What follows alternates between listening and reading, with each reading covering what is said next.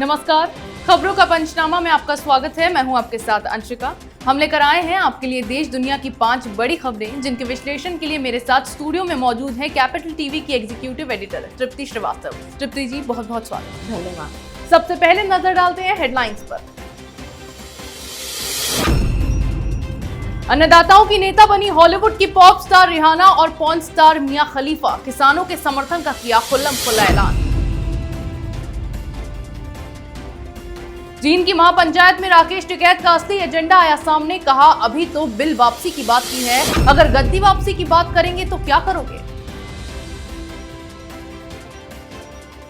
संसद में किसान आंदोलन पर चर्चा के लिए सरकार तैयार, 15 घंटे तक बहस पर बनी सहमति। लाल किले पर हिंसा के फरार आरोपियों को लेकर दिल्ली पुलिस का बड़ा ऐलान, दीप सिद्धू पर 1 लाख का इनाम किया घोषित। लाल किले की हिंसा मामले में सुप्रीम कोर्ट ने खींचे हाथ, सरकार से बात करने की दी सलाह।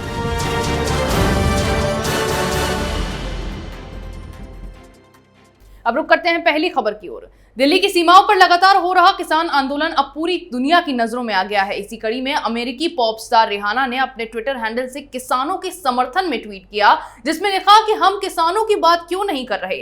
रिहाना के बाद मशहूर पॉर्न स्टार मिया खलीफा ने भी खुल्लम-खुल्ला ऐलान कर दिया है कि वो किसानों के साथ हैं। इन दोनों मशहूर हस्तियों के किसानों के समर्थन में ट्वीट करने के बाद बॉलीवुड एक्ट्रेस कंगना रनौत ने मुंह तोड़ जवाब दिया है। तृप्ति जी, यहाँ क्यों रिहाना और ये बाकी के हॉलीवुड की जितनी भी मशहूर हस्तियां हैं, क्यों ये किसानों के नेता बन रहे हैं अब?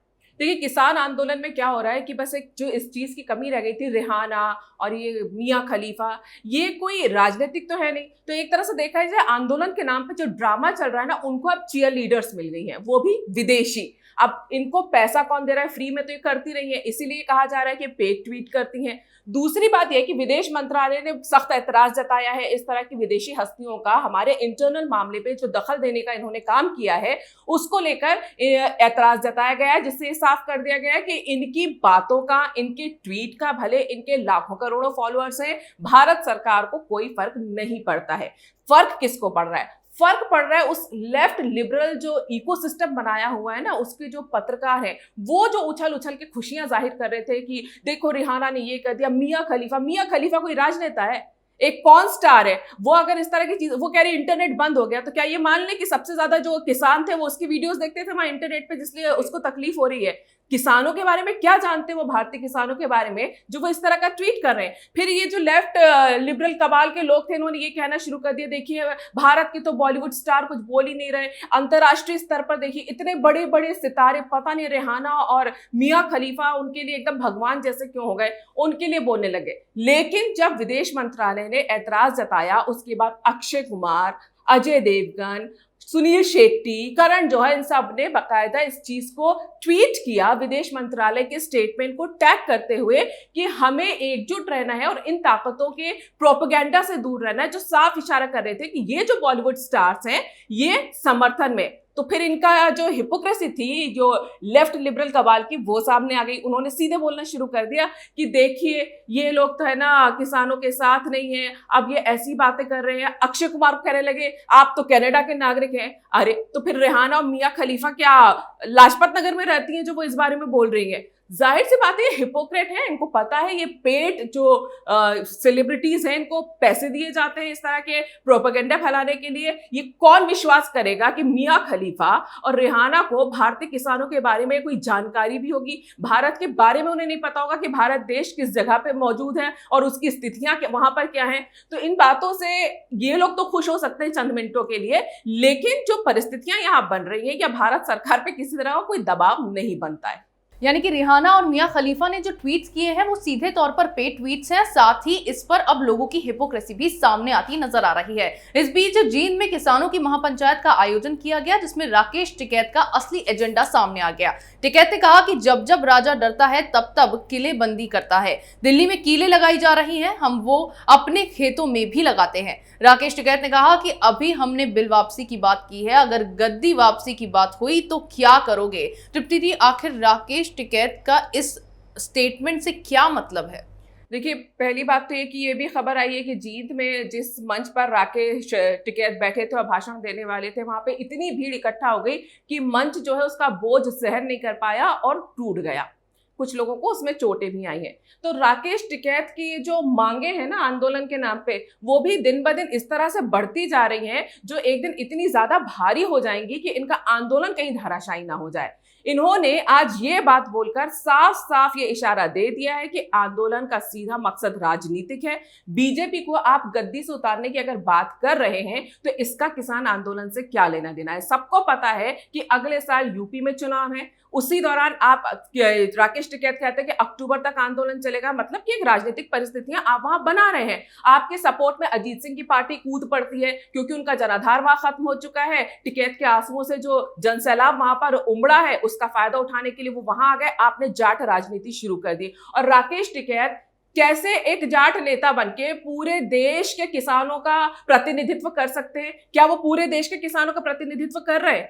ये कौन मानेगा? क्या देश में मध्य प्रदेश का किसान, बिहार का किसान, तमिलनाडु का किसान ये मानेगा कि राकेश टिकैत हमारे नेता हैं जो जाट राजनीति कर रहे हैं? तो ये सीधा सीधा मकसद ये है कि इस तरह की जो हरकतें और ये बयानबाजी कर रहे हैं, इससे ये साफ खुद ही अपना जो एक तरह से आप खुद को एक्सपोज कर रहे हैं कि हम जो कर रहे हैं वो राजनीति कर रहे हैं और हमारा ब्लैकमेलिंग की राजनीति अब चुनाव तक जारी रहेगी और इस पर हम सीधा सीधा दबाव बीजेपी पार्टी पर बनाएंगे। यानी कि राकेश टिकैत का जो बयान सामने आया है उसके बाद सीधे तौर पर कहा जा सकता है कि किसान आंदोलन का मकसद केवल राजनीति है। वहीं बजट सत्र के दौरान सत्ताधारी पार्टी और विपक्षी दलों के बीच कृषि कानूनों को लेकर तनातनी चरम पर है।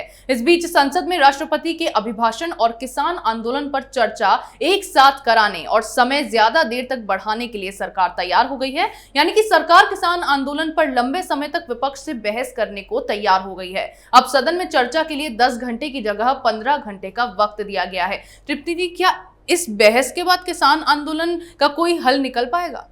सबसे पहले तो ये देखिए कि ये 10 घंटे की बहस मांगी थी, सरकार ने कहा आइए 15 घंटे बहस करिए।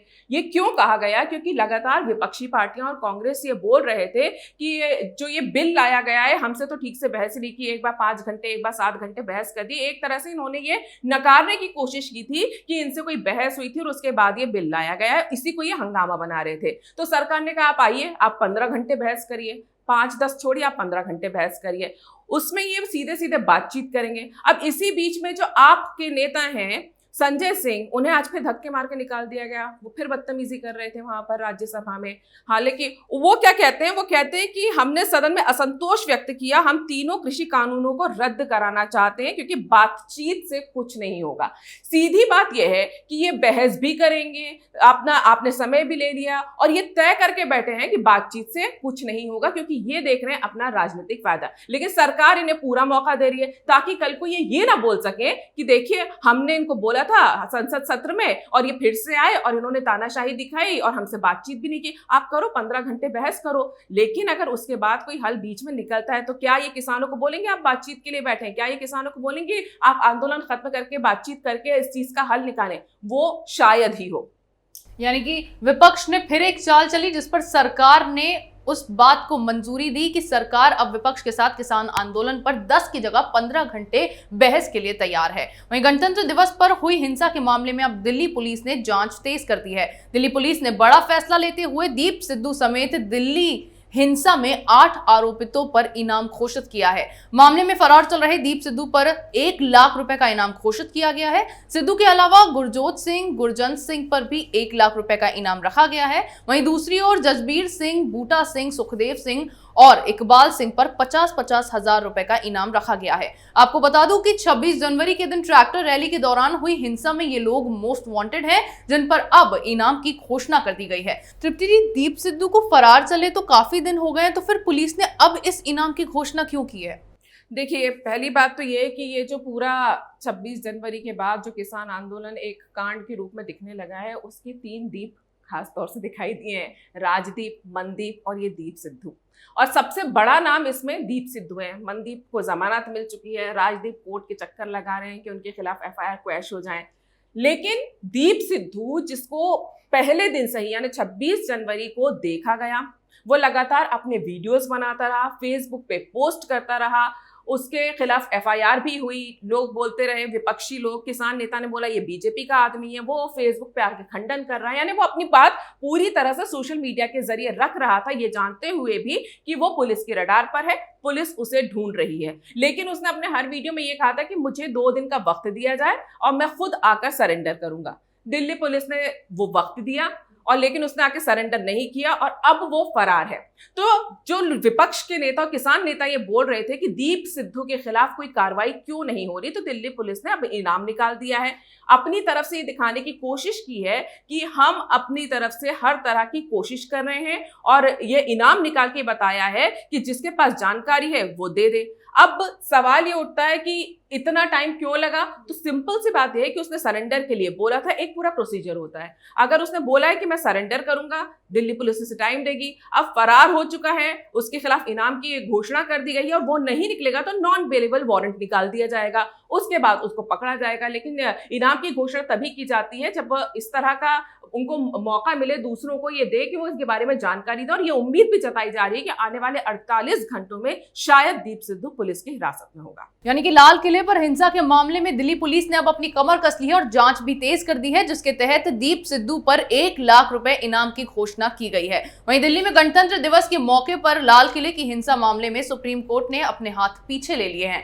दरअसल इस हिंसा मामले में याचिका दायर की गई थी, जिसमें घटना की जांच के लिए आयोग बनाने का अनुरोध किया गया था। ऐसे में ट्रैक्टर परेड के दौरान हुई हिंसा की जांच की मांग करने वाली याचिकाओं को सुनने से सुप्रीम कोर्ट ने मना करते हुए मामले में दखल देने से इनकार कर दिया। कोर्ट ने याचिकाकर्ताओं को सरकार से अपील करने की बात कही है। तृप्ति जी, क्यों सुप्रीम कोर्ट ने अपने हाथ पीछे किए, क्यों इन याचिकाओं पर सुनवाई नहीं की गई? देखिए, सुप्रीम कोर्ट ने सीधे सीधे ये बोला है कि ये मामला सरकार देख रही है, पुलिस इसकी जांच कर रही है, जब तक वो अपनी कोई रिपोर्ट नहीं देते हैं इस तरह की याचिकाओं को वो नहीं सुनेंगे। क्योंकि दिल्ली में जो हिंसा हुई है वो सबने देखी है। सुप्रीम कोर्ट की ऐसा नहीं कि नजर नहीं है पूरे हालात पर, लेकिन वो दखलंदाजी इसलिए नहीं करना चाहते हैं कि पहले एक बार जो जांच हो रही है, जो पुलिस जांच कर रही है, जो सरकार ने जांच शुरू की है, उसके नतीजे तो आने दीजिए। उसके बाद अगर सुप्रीम कोर्ट को ये लगता है कि इसमें किसी तरह की कोताही बरती गई है या फिर ये जांच सही नहीं है, तब वो जाके दखलंदाजी करेगी। और वैसे भी सुप्रीम कोर्ट ने इससे पहले भी देखी, जब आंदोलन के लिए बात की थी, ट्रैक्टर रैली निकालने के लिए, तो दिल्ली पुलिस गई थी सुप्रीम कोर्ट के पास